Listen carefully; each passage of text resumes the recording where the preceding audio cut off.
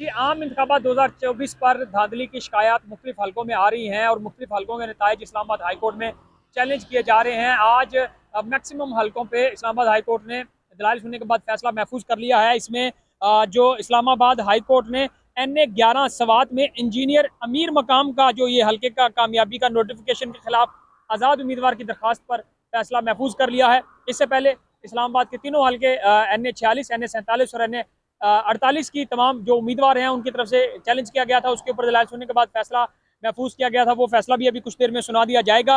मौलाना फजलुर रहमान के बेटे के खिलाफ NA 43 जो टांग का इलाका है वहाँ पे आज़ाद उम्मीदवार कामयाब हुए थे और इलेक्शन कमीशन की तरफ से 17 फरवरी को दोबारा पोलिंग करवाने का कहा गया था कि टर्न आउट बहुत ज़्यादा कम रहा था और उसमें कुछ ऐसे पोलिंग स्टेशन थे जहाँ पे दोबारा पोलिंग होना है 17 फरवरी को, जिसको अब चैलेंज किया गया है इस्लामाबाद हाई कोर्ट में और के ऊपर इस्लामाबाद हाई कोर्ट ने फैसला महफूज कर लिया। इस तरह सलमान अकरम राजा का NA 128 लाहौर में जो ओन चौधरी जिनकी कामयाबी हुई है, इलेक्शन कमीशन ने उनको कामयाब करार दिया है, वो शिकायत थी और इलेक्शन कमीशन की तरफ से DG लॉ पेश हुए और उन्होंने कहा कि अभी सलमान अकरम राजा की तरफ से कहा गया कि अभी कंसोलिडेशन ही नहीं की गई। तो इलेक्शन कमीशन के हुकाम थे, उनको चीफ जस्टिस ने पूछा कि ये मामला जो नोटिफिकेशन खुद इलेक्शन कमीशन ने इसके ऊपर स्टे ऑर्डर दिया और फिर ही कामयाबी का नोटिफिकेशन जारी कर दिया, तो क्या आपसे मुशावरत नहीं की? तो उन्होंने कहा कि इलेक्शन कमीशन अपनी गलती दुरुस्त कर लेगा और उसके बाद 2 बजे तक का वक्त दिया गया है ताकि वो इलेक्शन कमीशन हुकाम से मुशावरत के बाद इस केस के ऊपर मजीद जो मामला है वो आगे बढ़ाया जा सके।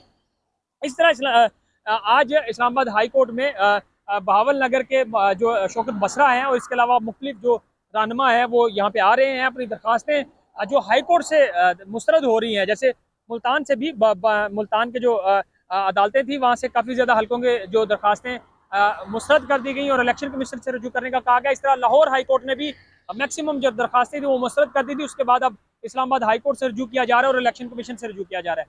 देखना ये होगा कि ये जो मामला जो इलेक्शन के नताइज चैलेंज किए गए हैं, क्या अदालतें इसके ऊपर रिलीफ फराहम करेंगी या इन तमाम सियासी रहनुमाओं को इलेक्शन कमीशन की तरफ जाना पड़ेगा।